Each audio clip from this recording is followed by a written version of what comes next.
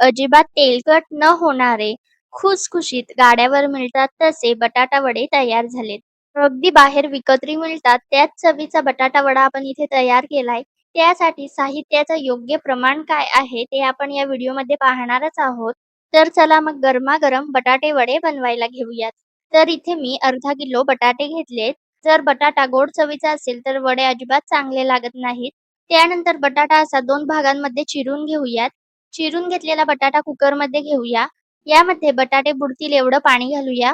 त्यानंतर यामध्ये चवीनुसार मीठ घालू आणि आता आपण कुकरच्या 2 शिट्ट्या करून घेऊयात. आपल्याला बटाटा फार जास्त शिजवायचा नाही. 2 शिट्ट्यांमध्ये बटाटा व्यवस्थित शिजला जातो. तर इथे मी बटाटे उकडून घेतलेत. यामधलं संपूर्ण पाणी काढून टाकलंय. आता आपण बटाट्याची साल काढून घेऊयात. सर्व बटाट्याची साल काढून घेतलीये. त्यानंतर आता आपण हा बटाटा मॅश करून घेऊयात. बटाटा मॅश करताना तो असा ओबड-धोबड मॅश करा. फार जास्त मॅश करू नका. तर असा ओबड-धोबड इथे मी बटाटा मॅश करून घेतलाय. त्यानंतर मिक्सरच्या भांड्यामध्ये जवळपास 10 ते 12 इथे लसणीच्या पाकळ्या घेतल्या आहेत. त्यानंतर 1 इंच आलं घेतलंय.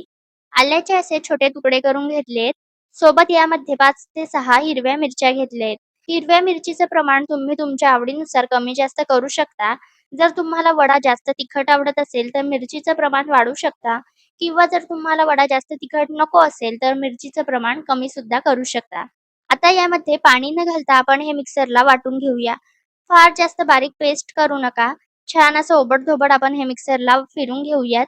तर इथे आपला मिरचीचा ठेचा तयार झालाय. त्याचबरोबर आपण बटाटा सुद्धा मॅश करून घेतलाय. आता आपण वड्याची फोडणी तयार करूया. त्यासाठी इथे मी कढई गरम करत ठेवली आहे. कढईमध्ये जवळपास 2 पळी तेल घालूयात. तेल आधी व्यवस्थित कडकडीत गरम होऊ द्या. तेल व्यवस्थित गरम केल्यानंतरच यामध्ये आपण बाकीचं साहित्य घालणार आहोत. त्यामुळे वड्यामध्ये छान खमंगपणा येतो. तर इथे मी तेल व्यवस्थित गरम करून घेतलं. यामध्ये 1 चमचाभर मोहरी घालूया. आधी मोहरी व्यवस्थित तडतडू दे. त्यानंतर यामध्ये चिमूटभर हिंग घालूया. सोबत इथे मी 7 ते 8 कढीपत्त्याची पाने घेतली आहेत. तेलामध्ये कढीपत्त्याची पाने घातल्यानंतर त्यानंतर यामध्ये 1 चमचाभर धणे घालूयात. यामध्ये आपण तयार करून घेतलेला मिरचीचा ठेचा घालूयात. आता मध्यम आचेवर आपण ही फोडणी परतून घेऊयात. जवळपास 2 ते 3 मिनिट व्यवस्थित फोडणी परतून घ्या. या फोडणीवरच बटाटा वड्याची चव अवलंबून असते.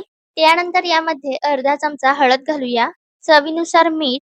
त्याचबरोबर आपण बटाटे उकडताना सुद्धा त्यामध्ये मीठ घातलं होतं. त्यामुळे फोडणीमध्ये व्यवस्थित अंदाजाने मीठ घाला. हळद व मीठ व्यवस्थित मिक्स करून घेऊयात.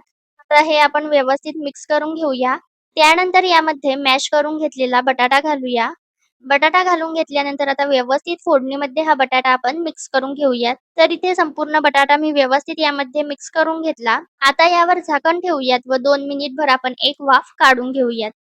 तर 2 मिनिटांनंतर इथे एक वाफ आपण काढून घेतलीये. झाकण उघडूयात. आता यावर आपण बारीक चिरलेली कोथिंबीर घालूया. जवळपास मूठभर इथे मी बारीक चिरलेली कोथिंबीर घातली. कोथिंबीर व्यवस्थित भाजीमध्ये मिक्स करून घेऊयात. तर अशा पद्धतीने आपली बटाटा वडा बनवण्यासाठीची भाजी तयार झालीये. आता आपण बटाटा वड्याच्या वरचं आवरण तयार करूया. त्यासाठी इथे मी 1 कप बेसन घेतलंय. आता यामध्ये आपण चवीनुसार मीठ घालूया. आता यामध्ये पाणी घालूयात. पाणी थोडं-थोडं करत घाला म्हणजे आपल्याला व्यवस्थित हे मिक्स करता येईल. पाणी घातल्यानंतर आता व्यवस्थित आपण हे बेसन मिक्स करून घेऊयात. अशा कन्सिस्टन्सीचं बॅटर तयार करा. फार जास्त घट्टसर सुद्धा बनवू नका व फार जास्त पातळही करू नका. त्यानंतर यामध्ये अगदी चिमूटभर आपण खाण्याचा सोडा घालणार आहोत. अशा मध्यम कन्सिस्टन्सीमध्ये बॅटर तयार करा. म्हणजे हे बॅटर बटाटा वड्याला छान चिकटून राहतं. तर इथे आपलं हे बेसनाचं बॅटर तयार झालंय. आता आपण तयार करून घेतलेल्या बटाट्याच्या भाजीपासून वडे तयार करूयात. अशा पद्धतीने थोडी भाजी घेऊयात व अशा पद्धतीने गोल बटाटा वडा तयार करूयात. इथे मी सर्व भाजीपासून असे बटाटे वडे तयार करून घेतले आहेत. त्यानंतर इथे मी तेल गरम करत ठेवलंय. तेल व्यवस्थित गरम झाल्यानंतरच आपण यामध्ये बटाटा वडा सोडणार आहोत. आधी व्यवस्थित तेल गरम करून घेतलं. आता आपण तयार करून घेतलेला वडा या मिश्रणामध्ये बुडवूयात. संपूर्ण वड्याला व्यवस्थित मिश्रण लावून घेऊयात. त्यानंतर अलगद आपण हा वडा तेलामध्ये सोडूयात. तेल व्यवस्थित गरम असावं. अशाच पद्धतीने आपण एक-एक करत यामध्ये बटाटे वडे सोडूयात. एका वेळी जमतील एवढेच वडे यामध्ये सोडा. फार जास्त वडे एकदम सोडू नका. आता मध्यम आचेवर आपण हे वडे व्यवस्थित असे तळून घेऊयात. दोन्ही बाजूंनी व्यवस्थित वडे तळून घेतलेत.